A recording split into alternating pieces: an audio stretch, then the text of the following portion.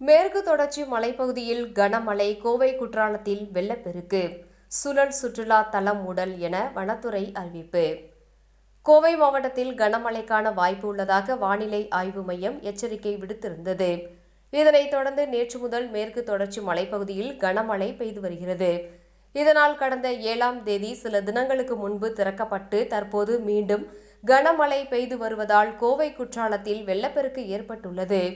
இந்நிலையில் கோவை குற்றாலம் சூழல் சுற்றுலா இடம் வெள்ளப்பெருக்கு காரணமாக தற்காலிகமாக இன்று மூடப்படுகின்றது.